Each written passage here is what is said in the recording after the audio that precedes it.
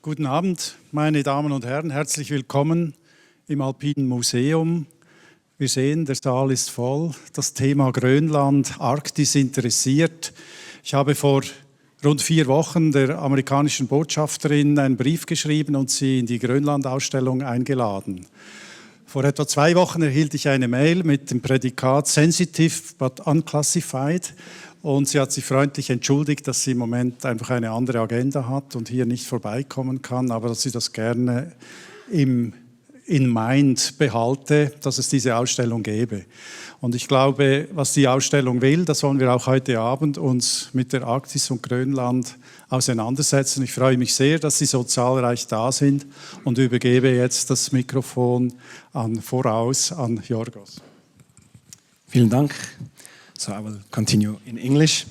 Dear guests, first of all, thank you, especially our guests here on the panel, for coming to the Alpine Museum for the panel discussion about Switzerland and the Arctic. Tonight, our dear guests will be talking about various important and very current topics, such as the geopolitical situation in the Arctic and Switzerland's role in it, Switzerland's long-standing scientific engagement in the Arctic region, as well as what all of these current developments mean for the local communities there. At the end of the discussion, there will also be a Q&A session where our guests will be happy to respond to all of your questions.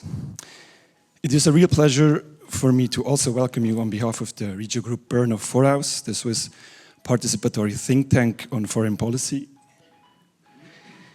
As a vibrant grassroots community of young people, Voraus reflects, shapes and influences foreign policy and enables new voices to grow domestically as well as internationally. Voraus does that by publishing evidence-based scientific content with constructive policy recommendations, by organizing thought-provoking events like this one, and by developing innovative tools for engagement and impact, with the aim to address global challenges. At this point, let me also say how pleased I am that the collaboration with the Alpine Museum has led to tonight's event. Thank you very much to everyone involved. Before we move on to the discussion, let me briefly make some few organizational remarks. Tonight's event will be audio recorded and later be published on the Alpine Museum's website. Also, we would like to take some photos that we will publish later on. So if someone doesn't feel comfortable with that or doesn't want to be recorded or photographed, please quickly raise your hands. Over there? Yeah. And up there. I think that's noted. Thank you very much. Let's now move on to what you all are waiting for. And without further ado, I will give the floor to Selina Morel, the moderator of tonight's panel. Selina Morel is the program lead for China at the Human Rights NGO Voices. Previously, she worked as a research associate at the University of Basel and the Swiss Federal Department of Defense, Civil Protection and Sport. She holds a degree in European Global Studies and has a strong academic focus on geopolitics and international relations. Selina spent a year living in China, where she also worked at the Swiss Embassy. Her master thesis examined Chinese influence in the Arctic. She was actively involved in the China program of Voraus and continues to serve on its review board. Please, Selina. Good evening to everyone, also from my side. It's a pleasure to see so many people here tonight to discuss with us a topic that seems geographically distant, Switzerland in the Arctic. The Arctic has for a long time been a fascinating and a contested space. It has been the stage for legends, expeditions, and heroic, sometimes tragic adventures.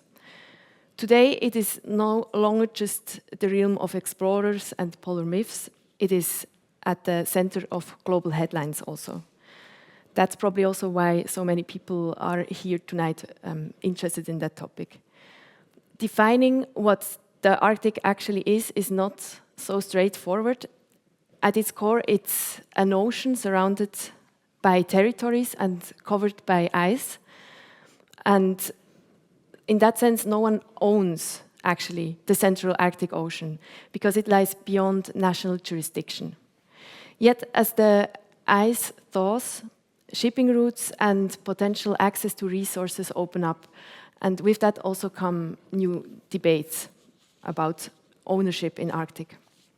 At the same time, the Arctic is geostrategically significant. It represents the shortest route in theory for shipping and also for military trajectories between major world regions. But the Arctic is not empty space on a map. For thousands of years, it has been the home of indigenous communities who live with and from this environment. For them, the communities such as the Samis and other groups living in the circumpolar north, the Arctic is not a frontier, but a homeland. What is certain is that the Arctic is undergoing profound change. It is warming much faster than the rest of the world, and in that way, it's kind of an early warning system for our planet. What happens in the Arctic does not stay in the Arctic. Changes there influence global ocean currents, weather systems, and also sea levels. And what about Switzerland? Switzerland is a small country. It's a landlocked country, and it has no Arctic coastline. But it has been engaged in Arctic research for decades, and it holds since 2017 also the observer status at the Arctic Council, the most important intergovernmental forum for Arctic cooperation. So tonight we want to raise important questions such as what does Switzerland's engagement in the Arctic actually mean, what responsibilities come with it, and what interests are at stake, and also how can non-Arctic states constructively cooperate for the future of the Arctic. Tonight we want to explore these topics from different perspectives, from political view, from a scientific viewpoint, and most importantly also with an awareness of the voices and realities of Arctic communities themselves. I'm therefore very pleased to be joined by 3 guests who will help us better understand what and why the Arctic matters to Switzerland and why Switzerland might matter also for the Arctic. To my right sits Jo Morten Kaven. He's from Norway. He grew up in the Arctic in Norway. He's a Sami artist and singer with a background as clinical social worker. He contributed to the increasing recognition of the Sami people's rights and indigenous people's rights at the United Nations in Geneva, where he also lives now, and also in the Sami Parliament of Norway. And he is an artist. He brought postcards for all of us as a gift with paintings of him, and on every chair you find a postcard introducing his next exhibition here also in Bern. Welcome, Joe. Then I welcome Marco Grugnola. He works at the Federal Department for Foreign Affairs at the focal point for Arctic matters. Earlier positions included also at the Foreign Department of Foreign Affairs, multilateral negotiations for environmental governance, and various positions before that in the FDFA. Welcome, Marco. And I also welcome Andreas Wieli. He works on Arctic topics already for a long time. His PhD that he conducted at the ETH Zurich already focused on glaciers, included fieldwork in Svalbard. He worked then as a researcher and lecturer at the University of Bristol and Durham on the topic of glacier and ice sheet dynamics. And since 2013, he's back in Zurich as a professor at the Geography Department of the University of Zurich. And in his career, he undertook numerous field expeditions to the Arctic. Welcome to all of you, and thank you for being here tonight.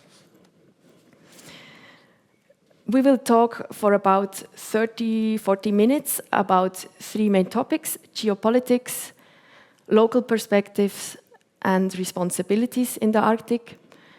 Then we would really open up for audience participation and your questions. I think it's going to be an interesting discussion. Then we're going to end with one last round of closing questions from my side. And just as a heads up, in order to have a good discussion, I might interrupt speakers just in interest of time, so we can hear from all of our guests and really cover all the topics we want to talk about. And to begin with, I would like to ask Joe, you grew up in the Arctic and now you live in Geneva, so you bring a unique perspective. What is your personal perspective on our topic tonight, Switzerland in the Arctic? To start off, I want to say that to grow up in the Arctic is different. It's totally different from what people are used to. It snows in the summer. You can experience winter all the time, and it's totally different mentality of the people. We are practical and we are in survival mode all the time. And when I first came to Geneva, the first day of summer, I was so stressed. I had to go out. I had told my wife that I need to go out. And she was wondering why. And I was saying that, well, we have to go out. And she didn't understand me, I didn't understand her. And then it could be the last day, because I remember that year I overslept summer. It was crazy. I overslept it, and it was the only day of summer that year. So the climate here is different. It's so different, and to get used to it, it took years. But people are different. We have a different mindset. I put a postcard for every one of you, and it's the traditional way of thinking, the holistic way. We have a different mindset to everything, and it's an adaptation that takes time to switch to the other ways of thinking, but. When we come to this part of the world and we experience it, we understand more of where we're coming from. Yeah, very interesting. Thank you. And Marco, can you explain us how and why Switzerland became engaged in the Arctic? It's a fair question. It's not too evident. Especially when you're here in the lower parts of Switzerland, then you tend to forget that the vast majority of our country is actually an alpine country. 60% of our territory is mountainous. The average altitude is above 1,500 meters above sea level. And we have a vast scientific community engaging in cryosphere science, in glaciology, in meteorology, in climate change research, and so on and so forth. But with that, I should also probably take 2 steps back and say, as you have said, there's the entity that sort of governs the Arctic is the Arctic Council. And Switzerland neither borders the Arctic, it's in a temperate climate. But it's for this connection with the scientific research that we do in high altitudes, where the scientists encounter very much the same issues and the same problematics as scientists encounter up in the far north. It's for this connection that Switzerland decided to apply for observer status in the Arctic Council. And it was granted that status in 2017, and ever since then, we engaged in scientific research that included all parties interested in Arctic matters, and we intend to continue in that way. So we hear Switzerland is politically active in the Arctic. Andreas, Switzerland is also scientifically pretty active. Can you elaborate how Switzerland became so active in the Arctic region with regard to science? Yeah, it kind of probably started sort of more than 100 years ago. There was a famous exhibition, Crossing the Ice Sheet, by Alfred de Kervin. It was a scientific exhibition. At that time, that wasn't yet the norm. So, it was still sort of the time of exploration, and, South Pole was, they went there in the same year, actually. But there, they already had this sort of scientific focus, and I think it's really this link that comes from the similarity of processes, environment we have in the Alps, more in the vertical, as in polar regions. We have glaciers, we have sort of tundra-like environments, we have cold temperatures, snow in the Alps, and the same in the Arctic. And what is different is we have that in the Arctic at a different scale, different temperatures, perhaps some areas or some processes that have more global impact than in Switzerland. And of course, I assume there was also a fascination at that time, a bit of adventure, but still the basic focus was science, to do science. And that kind of was a kickstart. It led from the same place, actually, where they started to cross the ice sheet. New scientific expeditions started a couple of decades later. That led to the ice core science, which basically is for reconstructing climate, global climate, over 100,000 years in Greenland. And that's now in Bern really a science focus. They're specialized on the greenhouse gases. And it led to much more geology, even anthropology, biology, biodiversity. And it also spread out to many different areas, Svalbard, Siberia now, Canadian Arctic. But this was kind of the start. And I think the parallel between the Alps and the polar region or environment is really what links the two up. Yeah. Thank you. So it makes sense, this connection between the Alps and the Arctic. I would now like to turn to our first topic, geopolitics. And Marco, I want to start with a question that the Arctic is increasingly shaped by geopolitical tensions. I mentioned the headlines in the introduction. What does that mean for a small country like Switzerland? Well, of course, we observe the developments closely, and they are not, as I would say, they're not necessarily in a way in which the traditional neutral Switzerland would like to see that. Our mission, our engagement in the Arctic is to ensure sustainable development that includes all the parties interested, that doesn't leave anyone behind. And with that, it's difficult to see when you have certain interests being on the forefront. And how can Switzerland navigate these tensions? How can it? Take us a bit also in the realities of Arctic Council. Does it work now, or how is this tension also influencing the daily work? Well, the Arctic Council is essentially 8 Arctic nations that have territories in the Arctic, and nowadays it's 7 NATO countries and Russia.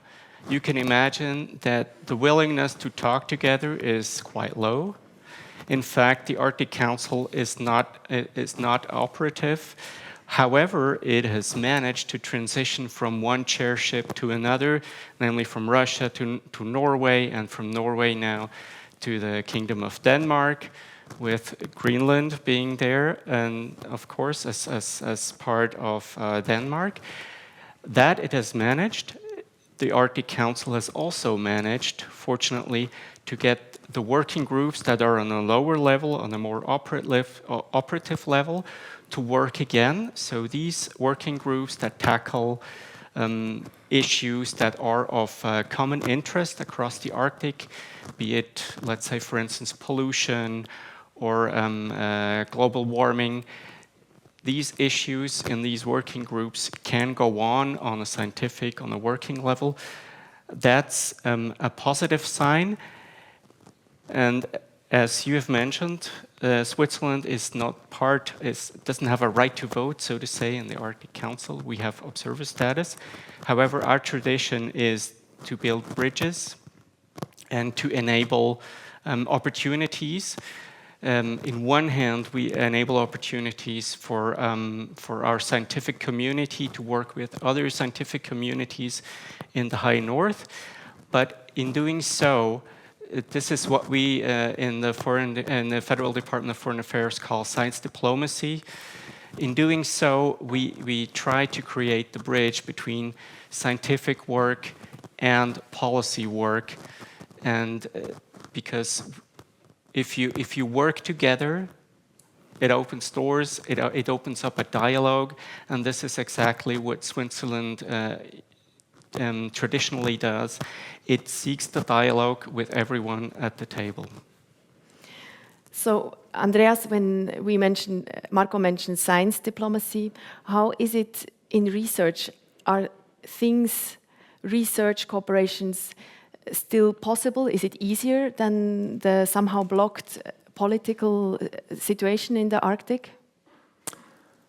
I think the short answer is yes. I was also asked, in the recent weeks when the whole turmoil about Greenland came up, how does it affect your research? Can you still go to Greenland? And I realized I wasn't actually worried about about the research, that this wouldn't be possible, because I think it even might lead to a stronger collaboration and exchange, because we want to work together, and that is probably even strengthened. There is, of course, effects. I know researchers that did have long monitoring activities in Russia, in Siberia, and from one day to the next, this wasn't possible anymore. So it can strongly affect the science. But even there, you try on a very low level to still keep up some of the science and the science exchange, which goes beyond political views and borders in some way, because we want to work together. And that, I think, is rather strengthened than getting impossible. Very interesting and good to hear. Joe, can outside actors such as Switzerland play a constructive role for local communities in Arctic politics? To understand us is one way, and to support all the Sami in the struggles, because we try to protect the last remainers of the bearers of the Sami culture. We've been living from the reindeer in the Arctic for thousands of years. And nowadays, there's maybe 10% left of the reindeer herders. And to be supportive of their fight for existence is one way. There's many ways of doing it. You can read about the mining projects, all of the windmill parks that is going to be built. And we see that the government has put a strong pressure of the region to establish not hundreds, but up to 1,000 new projects. And these are projects that will prevent our reindeer herders on their natural migration. The migrations of the people, migrations of the animals. So one way is to learn about the struggles that the reindeer herders are going through. There are a lot of social economics that is involved, and I have many stories working in the hospital and taking care of families during the years that I used to work as a therapist, that the pressure on them is enormous. I can go into details of the pressure, but I guess you can understand when they are feeling that their livelihoods are under threat, their animals are under threat, the taking care of the animals are under threat. They are building new cabins and new roads everywhere in the nature. Because mining is not only the area of the mine, it's all the roads and all the infrastructure that leads to the mines. And one thing that is important for the reindeer is that the first parts of the mountains that are free of snow in the spring are the top of the mountains. And that's the same area where they want to place all the parks for the new green energy. So there's so much to learn from the struggles that they're going through, and at the same time they're blamed for being not constructive in the new industry, in the new developments, the green change, all of these. I've taken a side in that debate.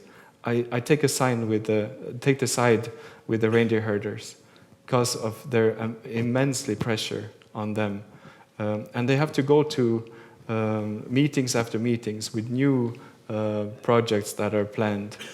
And I'm talking about Norway only, and it's the same in Sweden. It's the same in Finland. We can't really talk about more of, we know most of the Scandinavian countries, but to learn about what they are struggling with. We are a population of 100,000 people, and we know that it's the survival of the fittest. We know that it's about like a claim on resources, a claim of land. We don't have land claims. We just want to protect all our fellow Sami reindeer herders that is living semi-nomadic today, and they go through a lot of pressure, and we see that the suicide rates are very high amongst the young, up-and-coming Sami reindeer herders. And if you have multiple stress in your life, you have the pressure that is inherited. You think about the future of your children. You think about the nature, the climate change, and then on top of that, you have everything else that every other person is going through in their life. There might be a divorce, there might be bankruptcy, your snowmobile breaks down, you have to use helicopter to herd your reindeer because that's the only way to access the herd. When all of these factors add up together, that's the amount of pressure that the individual is going through. So to learn about the situation for the person, for every individual that is living through these changes, because it's labeled as critical minerals, critical gases, critical. Everything is critical, but critical for who? For us, it's not critical. We need space to maneuver, and when I say we, it's the reindeer herders. They're the culture bearers, the remaining people who struggle, and there are lots of documentaries made that you can watch online. There's lots of material to live and feel the life of the reindeer. The social media pressure is very high. Every time there's something, a new project coming, then they're blamed for everything negative thing. They're bombarded online. Yeah. I want to come to the topic of local perspective in a minute. Thank you already for that impressive statement of the lived reality.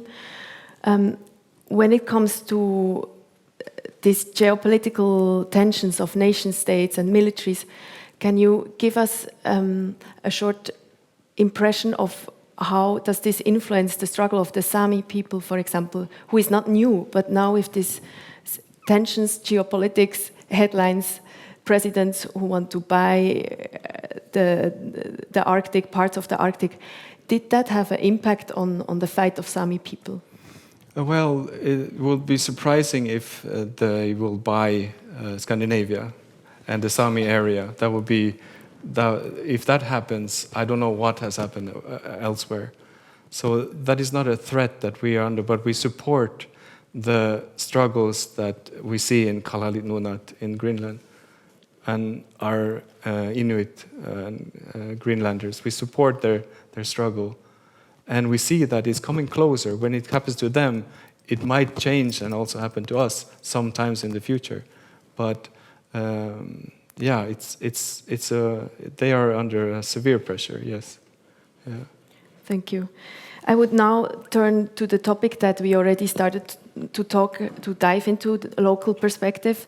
And Marco, when you hear what Joe just told us, I'm curious, how does Switzerland include the voices and the concerns of local communities in the Arctic in the policy when you go to Arctic Council observer meeting and also in the policy planning for the years ahead? In terms of including particularly indigenous peoples, we always look at, for instance, at proposals that particularly include indigenous peoples in policy finding, and also, for instance, when research projects are being proposed to for instance, the Swiss Polar Institute, where we sit, where we also are part of the larger consultation on research topics. We always look at how the local communities are included in these topics, because it's important to not just go somewhere and conduct the research without getting in touch with the local communities. It might seem evident, but if you're purely focused on your topic, then you might forget about that. But for us, that's very important, and we also support that on a political level. If we go to these entities and attend these meetings. So it is part of Switzerland's Arctic policy to also support the indigenous community. Let's say we have an encompassing approach. We don't want to exclude anyone. We want everybody at the table, all interested parties that have a say over the Arctic need to be there, and they all are equal. There is no one that is more important than others. So this is the approach, yeah. And Andreas, how is it in research? How are the concerns of local communities of indigenous people included in research projects? You made field trips to the Arctic. Can you take us a bit with you how that is done in research projects? Yeah, I guess it depends a lot on the topic, but maybe I have to go back again to this early 1912 expedition where, at that time when you did research in the Arctic, there was no way you could do it without local people, without support, relying on them, also their knowledge, how do you use dogs and so on, and dog sledges. Then we had this time of the great times of engineering where everything logistically was possible. We had helicopters and you just do your science, including myself. I'm working on glaciers that flow into the ocean, and usually there's no people living nearby, so you might go there, do your science, go back, and don't leave much, but also don't interact much. But despite that, I realized it was a different feeling doing science in Svalbard than in Greenland, for instance, where there's a local population and you still touch on people. And more, in particular now, in recent years, we also started to work more with the local people, exchange with them, explain what we do, leave something behind, and also together sometimes work on questions and ask them, what are your questions? It was interesting to do some workshop at the school in Greenland and realizing, my background is sort of glacial research and ice sheets, and I realized these kids, they know about glaciers a little bit, but they weren't so taken by that, and even though they have it on their doorstep, and this wasn't their main concern or main interest. They had other things that were much closer, like, why is there suddenly drift ice on the ocean in front of their village in the summer, and they can't go from one village to the next. And we realized, well, they have very different questions than we might have. But I think also the Swiss Polar Institute, we really try to push more sort of engaging with the local population and do things with them. Science for, let's say, Greenland or the Arctic rather than in the Arctic. Yeah. And Joe, we talk now a lot about research or also small countries starting to be interested in Arctic politics. What do local communities risk and what do they maybe also gain when outside actors are getting so interested? I know the interest is not new, but maybe you can also go a bit back in time. Yeah, historically, most of the resources of Norway has been in the north. So historically, the Sami people who lived there had to pay taxes to whoever came to claim. So it could be a tax from the king, any king of Scandinavia. And then they drew the borders in 1751, in the Lappekodisill, and then they split families. But people were happy because they only had to pay tax to one king. So, and people lived through that, and the resources have been there, and there've been there's lots of resources in the north, in the Arctic region. We call them stallos. Stallo is an enemy, and they come and with waves. We've had it for hundreds of years. There's been a new stallo, a new threat, a new enemy, and we have to deal with that. So it's not new. The new thing about this green change is that the massiveness of it, the amount of new legally. This is legally business that is welcomed by the countries. The countries want to have all these new minings, the new windmill parks. They want them to, and they invite them. So nobody that invests in them are doing anything illegal or wrong. But we just want to be heard and taken in consideration, and we just want to be a part of the planning. That is, and the diplomacy of it. And I guess it's hard sometimes when we go to the Supreme Court of Norway and the families win in the Supreme Court of Norway, but nothing happens. Usually when you win in the Supreme Court, then it starts to, the effects of the verdict starts immediately. But in the cases that's been under protest in Norway, is that the government waits for not days, not months, but years to do something about and then they want to go into negotiations when they have lost in the Supreme Court. So the legal system has to be looked at. And this is the new threat. Yeah. And for this block, the last question, I want to go back to Marco. With this, Switzerland as a small country has an Arctic policy, but there are many other states, big states such as China, India. I think they have also started to be very interested in Arctic. How does Switzerland's approach policy to the Arctic differentiate also from other outside actors starting to be more engaged in the Arctic, and maybe also with respect to the topic of local communities? I would say, I can only speak for Switzerland. We don't have a hidden agenda when we are interested in Arctic matters. As said, we have a long-standing tradition in science, in fields that also are important to the Arctic. We also, I would also go as far as saying that the Alps are part of a Swiss DNA. I mean, we're here at the Alpine Museum. If you've crossed the bridge, you saw the beautiful mountains. If you didn't see them, you just need to look at the Toblerone or at the Ricola box.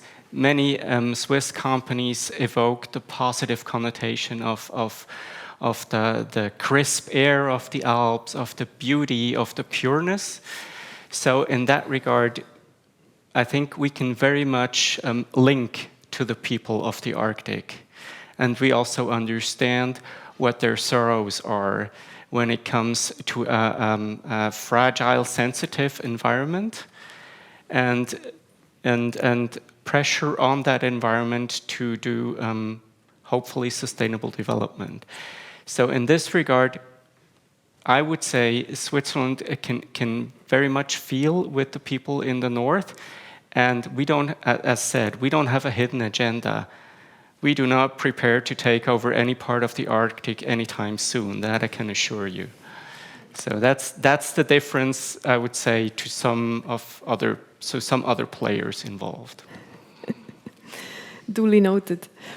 Let us come now to our last topic before we open up for audience participation, the question of responsibility in the Arctic when it comes to Switzerland being present, to having a stake in the Arctic. Andreas, with the challenges that we face when it comes to the warming of the Arctic region, what can research contribute? You mentioned that the Alps and the Arctic have similarities. How can Swiss research projects in particular contribute to that development? A lot of the processes are the same. The physics is basically the same, and we have a lot of experience in that from our Alpine research. We have very well educated people that have researched in this area for a long time. And I think we can answer some of the bigger questions that might have more global impact than in the Alps, like reconstructing climate. How did climate vary in the past? How can we transfer that to what is happening now?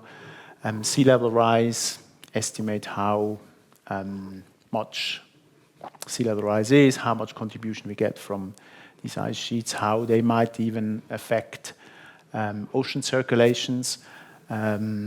Also, it doesn't have to necessarily be research that happens in the Arctic.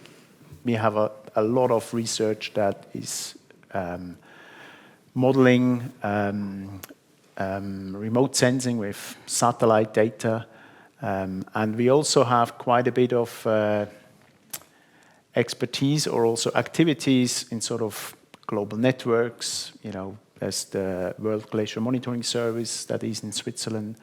We're active in the IASC, that's the International Arctic Science Council, where we help networking, collaborating research internationally, also set up monitoring systems and activities. So I think we can contribute a lot through our research to these global challenges on climate change. And as I understand, it is very valuable that Swiss research has already quite a history, so also the continuity of the research might be very valuable. How is the translation into politics? You gather the knowledge. How is the translation into action? That's a tricky question, which I haven't thought about. I don't think that's an aspect that I directly am involved, that I would deliver policy,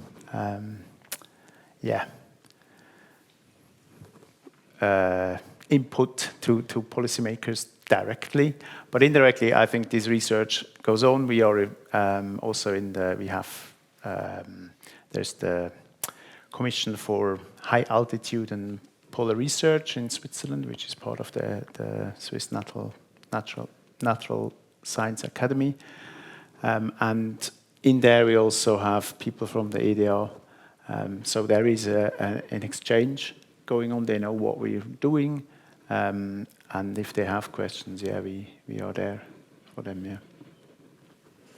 And Marco, what can you say from I mean, I know you are not the whole foreign ministry or the whole Swiss government, but how, you mentioned science diplomacy before, how can this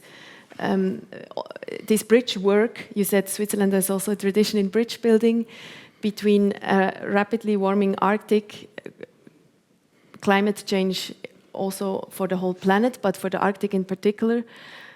How can you translate this data's knowledge that we gather scientifically into politics, into Arctic politics and politics in general? I mean, the raw scientific data is sometimes difficult to translate into policy, because even if either you understand the science or you understand how politics works, the two circles hardly ever mingle. And therefore, it is good that also Swiss scientists engage very much on a global level, for instance, and in the IPCC, and you know, the Intergovernmental Panel for Climate Change. Their mission is, for instance, to provide policy-relevant recommendations, but not policy prescriptive. Now, that sounds very technical and very UN language-like. What it basically means is the scientists, they analyze, they come to a conclusion, and they tell you, if you do this, then this will probably happen. They talk in probabilities. And then it's up to the policymakers to either take this up and translate it into a policy, you know, increase the CO2 tax on a particular carbon, and so on and so forth. That would be then the translation of the policy-relevant recommendation into an actual policy. We are also, as you've said, we also sit on the board of many of the scientific councils in Switzerland. This helps us a great deal in having direct access in case we have questions. We also get questions from our politicians, etc., etc. This helps us in increasing our knowledge, never to become experts like the scientists, but to at least have a foot in the door if we need scientific and sound and non-negotiable answers to questions that we receive. And for this, I think it's very valuable that we have a very sound and solid science community here in Switzerland. And what responsibilities do you think has Switzerland in a rapidly changing Arctic?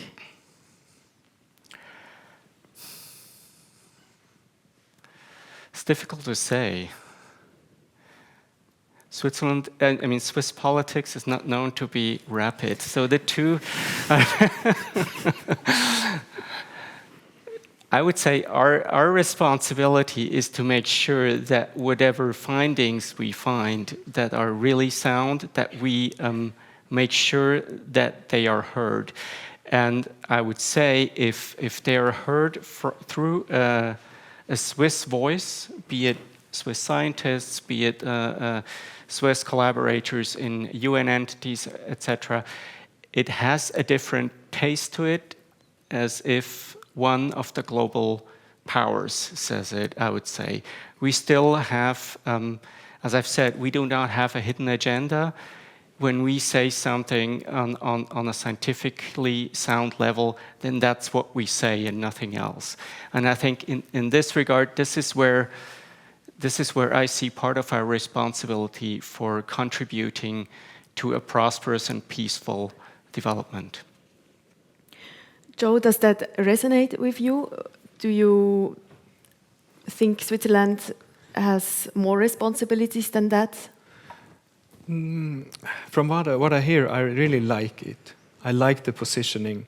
I like that you have politics that is thorough, and politics takes time. It's not something that you can change overnight. So I like that. It's more safe, and it's more soothing, and it's more right to let politics work its way. So that is the answer that I would like to hear from a Swiss side. Politics takes time. Politics take time in a rapidly changing time. Yeah. Before we open up for questions and comments from the audience, Joe told us in the beginning when we were talking, he's a singer, a Sami singer, that he would be willing to do a joik of his father. If you're still willing to do that, it would now be the moment. Maybe you can also tell us a little bit about the background of joiks. Okay. I've made a film about joik, so if you're interested, it's called Homecoming. It's on YouTube. It's a Sami traditional way of chanting. It's the oldest way of chanting in Europe, considered as musical performance. And it was used by the Nuaidi, the shaman, when he was going into trance, when he traveled the world, and when he wanted to get into trance. So it's a ritual, but it's also, you can make a personal yoik about which is the person. You yoik the person. The yoik that I'm going to do is a person. You can also do animals or places or anything. You can yoik about love. You can yoik about So my father, when he was traveling, when he worked for the Sami parliament, one of his colleagues gave him a big honor.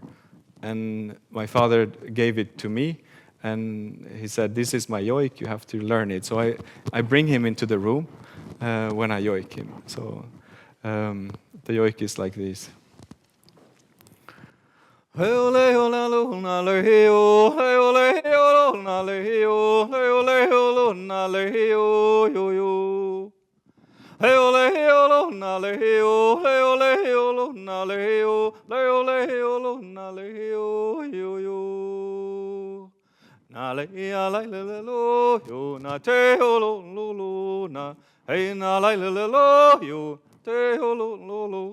Na le ya le le lo yo te ho lo na hey na le le lo yo te ho lo na hey na le na le na le na le le lo yo na te ho lo na hey na le le lo yo te ho lo.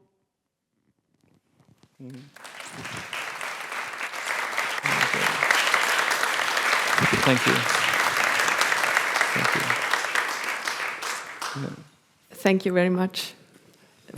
I, of course, misspelled the word, yoik, but it was very special. Yeah.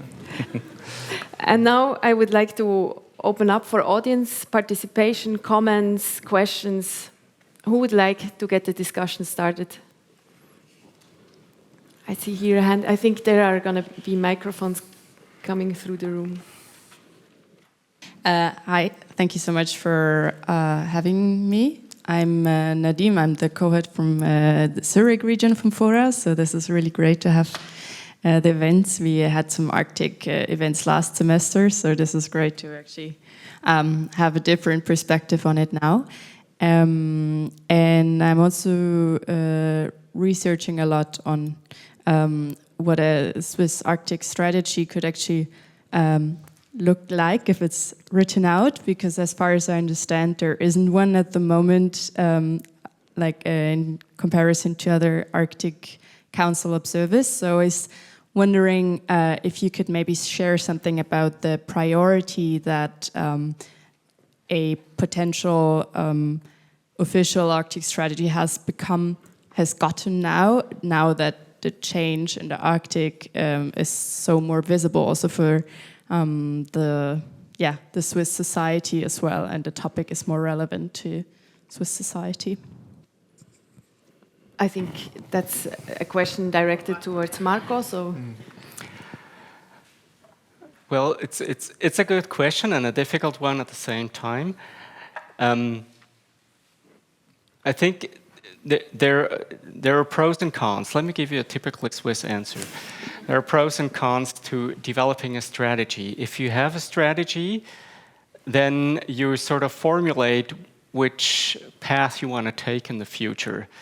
This has the advantage that you have probably and hopefully brought together all stakeholders to come to a conclusion that this is in fact the path you want to take in the future. However, it limits you to deviate from that path. And given the current very dynamic geopolitical situation, maybe it's not an opportune time to take on that task right now, because it would in fact limit us or limit Switzerland in its flexibility in engaging in the Arctic. That's the counter side of developing a strategy. Now, on a more meta level, I would say a strategy is only as good as its implementation, and I would say you can achieve much more by just implicitly implementing what you have in mind in your strategy than in actually writing a strategy out. I hope I make myself clear, but it's just the strategy itself wouldn't necessarily change much for the Swiss engagement, but it could potentially limit the focus that Switzerland may take in the future. Thank you. I have a question to you, John. Thank you for your song. It was like a Swiss yodel somehow, but in a different way. Also, what you have explained. Also, what are your expectations for the Sami people, for the local communities? But this is more from the governments. I mean, from the legislation, from the politics. What kind of expectations do you have from an Arctic Council, and what do you expect from the Council to help you in your wishes and your dreams? And in this respect also, what do you expect from a country who is only observer, has an observer status? How can a country like Switzerland help you in the Council for your demands? As Switzerland has just an observer role, I think just bringing the message that we are still in the area, we are still living there, we are still part of. We have tried to be dehumanized for thousands of years, but we are still there. And Switzerland, as a observer, what we can do is educate people in Switzerland. You never know when your allies step up. You never know when your allies will be there for you. But the more educated the allies are, the better benefit for everybody. What the Arctic Council can do is that they can see us, listen to our voices. I'm going to draw a parallel to what's happening here in Bern later this year. A couple of years ago, we had the Arctic Voices.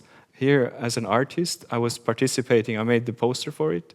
It was the Mother Earth, Matarachka, as the symbol, and a pair of reindeer horns under, which means, like, are we sacrificing Mother Earth the way we're behaving and treating her today? Or should we give more attention to what is really needed in this planet? It's like we need clean water, we need clean air, we need to hunt, we need to fish, we need to gather berries.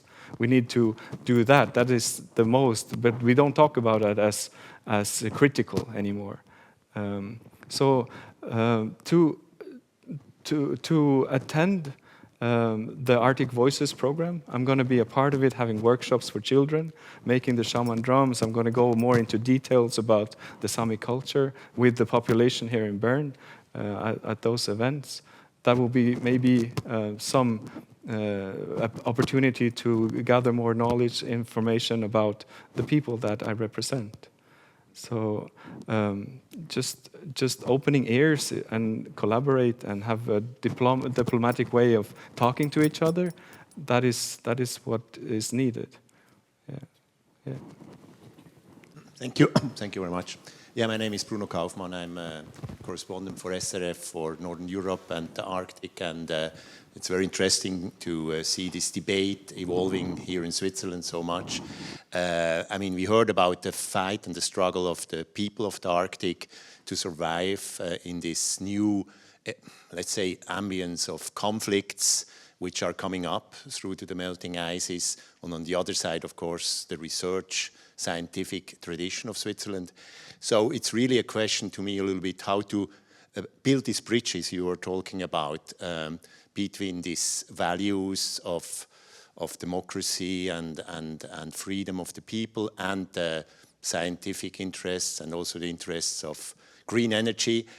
My question would be, I mean, how can these bridges be built more efficiently? It's interesting, Switzerland is the only country, for instance, on Svalbard with a diplomatic representation more than Russia. But when it comes to the situation in Greenland, we haven't heard anything from Switzerland about this struggle of the Greenlanders now in this situation. And is there any plan to open a consulate in Nuuk? Canada and France has just opened it, and I will go there next week and could check it out. Thank you. Question for bridge building, thank you very much. Is that directed to Marco mostly, or we start with Marco and the others jump in? Well, let me be blunt. I must disappoint you.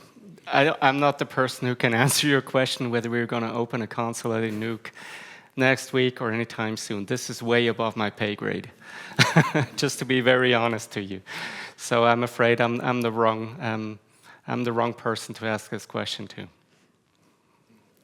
Does someone wants to jump in when it comes to the elements of Bruno's question regarding bridge building?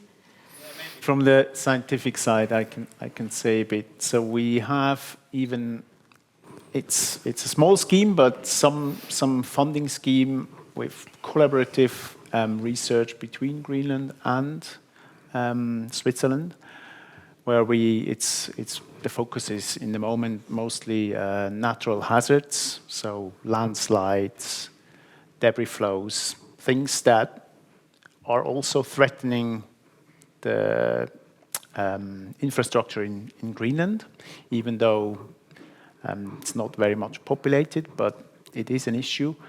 And Switzerland has a lot of knowledge, expertise in this. And so there is a sort of a small funding scheme to push projects collaborative with Greenland, for instance. And I think these sort of things, they will probably grow. The exchange, the sharing of knowledge, expertise is really, that this is really pushed also with more sort of interdisciplinary research schemes. Yeah, I personally was also a bit surprised not to hear anything from the Swiss government when all this happened. But yeah, there might be reasons why this is as it is. Joe, you want to add something to this? Just shortly, you know, we have the 3 Sami parliaments in Norway, Sweden and Finland, established in Finland first in 1973 and in Norway in 89 and in Sweden in 92 or 93. And when you travel to these countries, when you want to seek more information, when you want to learn more about, visit the parliaments. They're open for visitors. Enjoy the architecture, enjoy the art, and try to connect with people. There are lots of there are direct flights to from Geneva, Switzerland to Tromsø. I'm traveling on Monday back home to feed a little bit of normality in my body.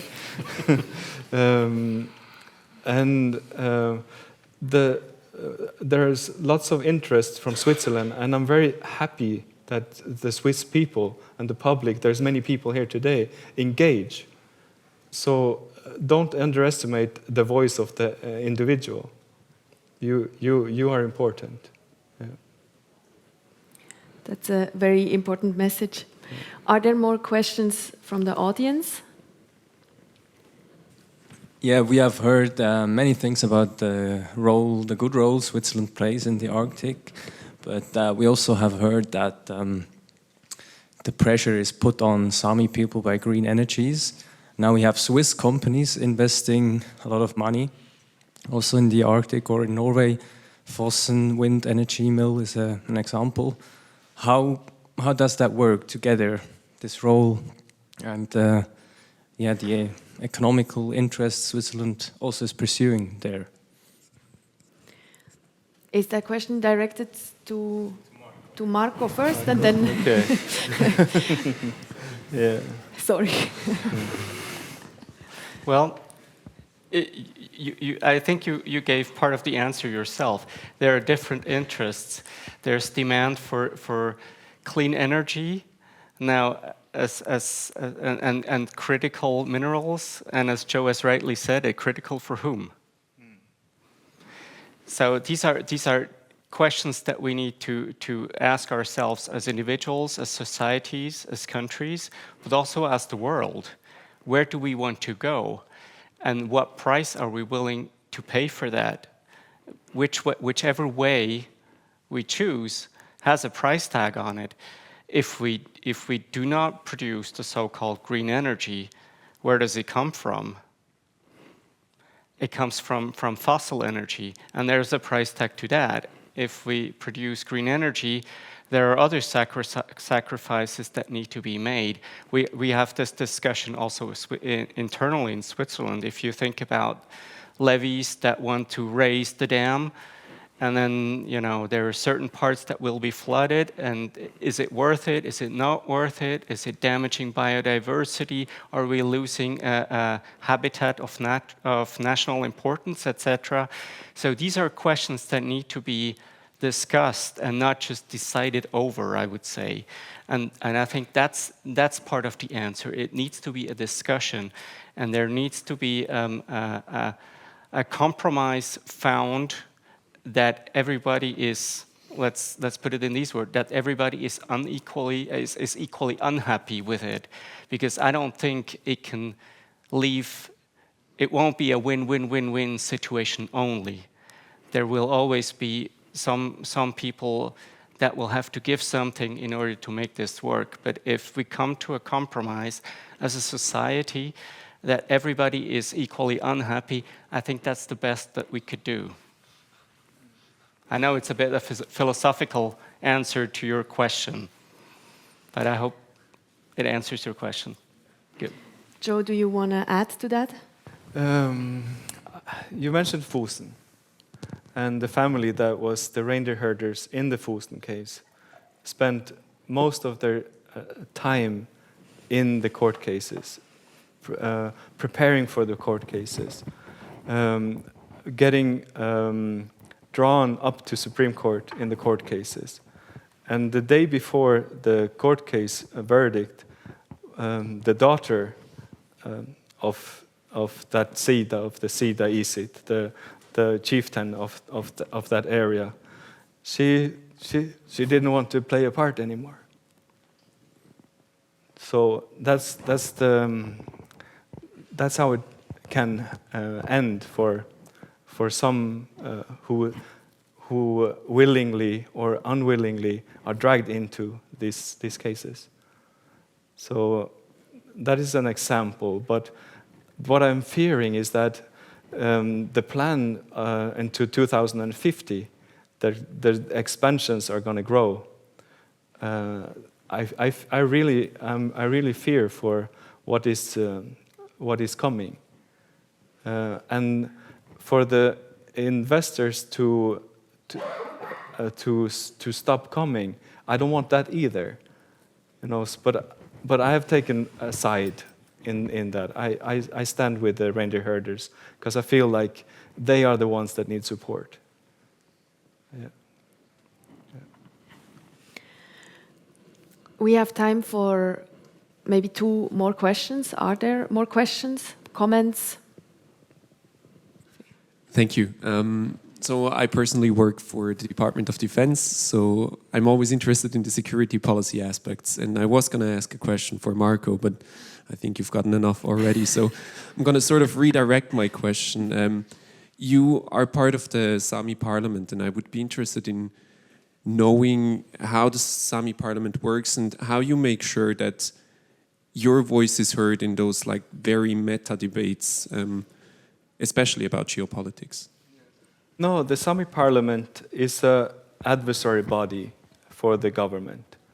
And when we, I say we, I used to work there. So I'm going to explain that there's a consultation law that when there's issues that is including the Sami people, they ask us for consultations. And it goes both ways. If we want to be, we can ask to be consulted. The year I worked there in 2013, we had 33 consultations, and I had the white paper on public health and the negotiations for that. But the ones that are tricky, that's what we're talking about here. The ones that are almost impossible, they are very, very, very hard. So the legal system is what we have to lean on, the Sami people. So the Sami Parliament supports morally, ethically, and as much as the Sami Parliament can do, the families that are taken into the court cases. And that's the only way we can do. It becomes more and more Supreme Court cases when it comes to these things. And some of the verdicts in those cases might or might not help for the next case. You never know. But that's what we're leaning on the legal system. Yeah. I saw one last hand here. Thank you. I'm a historian, and I had a question for Jorn. I was interested about your invitation to discover your people, come into some countries and so on. And my question is about tourism, because you told us about a lot of pressure in your country.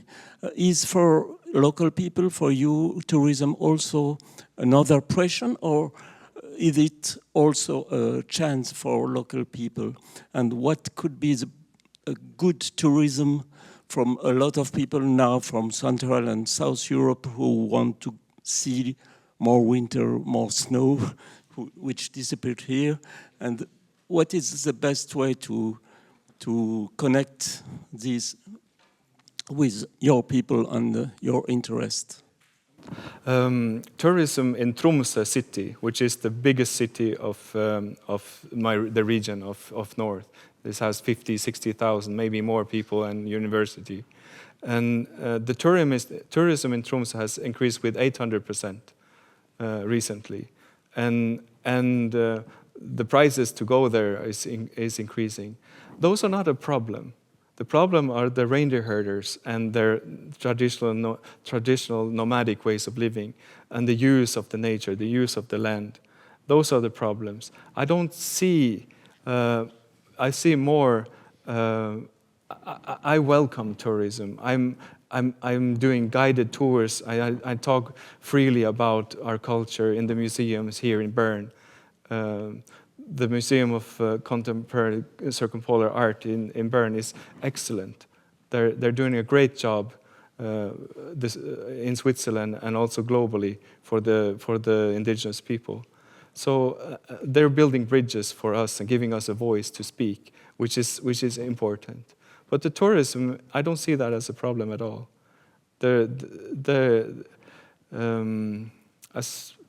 Even Disney wanted to collaborate with us with a project called Frozen. They came with the whole production team, and they visited my hometown, and they talked with historians Yeah, and 4 of the Sami experts went to collaborate and write the script for Frozen 2.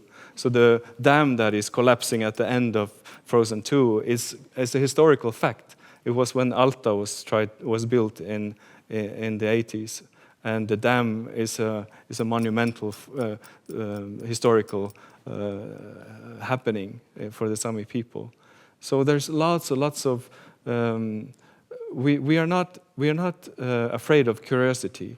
We want to share our culture. It's very vibrant. It's very alive, and I contribute with that here in Switzerland. Yeah. Thank you very much. In the interest of time, we have to come to an ending. But before we do, I would like to ask all my guests one last question, and I start with Andreas. When it comes to climate change, we often think of raising sea levels. But you told me that in the Arctic that is actually different. Could you elaborate? Yeah, of course, it depends a bit where you are, but in most Arctic countries, the sea level is actually lowering because the ice is melting away, particularly in Greenland, and the load on the Earth crust gets less. There's less ice on top, so the Earth crust comes up. And with that, the sea level relative goes down. And this is a bit of a paradox. I had this workshop in a village in Greenland, and we were talking with the kids about climate change, and they all hear, ice is melting and sea level is rising, and the ice even is at the back of their house in a way. But in their place, the sea level actually goes down. Very interesting to remember that complex world. Joe, if you could give policymakers and Swiss government, give one message tonight, what would you like it to be? Yeah, there's an NGO that has worked for months and negotiated with BKW and the Society for Threatened People, which now is Voices, which you represent. So that is a negotiation and experience that needs to be looked at. So if that is looked at and investigated and taken steps, and including that and the mentality and the experiences they have from the negotiations further and built on that, I think that's one way to go. Yeah. I like to hear that. Yeah. And Marco, if you could imagine a newspaper headline in 5 years about Switzerland in the Arctic, what do you think it would say? And that at headlines, I'll leave that to the journalists. But I'll give you the gist of what the article would say. The idea will be that Switzerland's inclusive approach would be taken to decide over a peaceful future of the Arctic. Very nice. Let's see in 5 years we meet again, hopefully. Thank you so much to my brilliant guests tonight, taking us from science to diplomacy to lived experience in the Arctic. And thank you also all of you very much for participating and asking questions. If you stay around, I think our guests are also a bit here. You can still ask them more questions or discuss with them. What we heard today makes for me clear that the Arctic is very deeply interconnected with global politics, with science, and also with questions of responsibilities.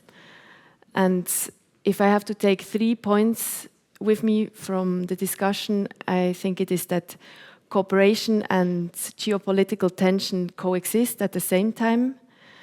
The responsibility of small states are important. Bridge building, the word that you threw in, is very important. And that Switzerland, although it's geographically very distant from the Arctic, is part of these dynamics as a diplomatic partner, as a research actor, and also as a country that must constantly reflect on its own role in a very rapidly changing world. Before we close, I hand over to Jorgos from Voraus for final comments. Thank you also from our side for this very engaging discussion, also to the audience for their contributions. As a little thank you, we have got some Langoss tea from the Langoss neighborhood here in Bern, and I think while I'm handing out the gifts, our guests deserve a big applause.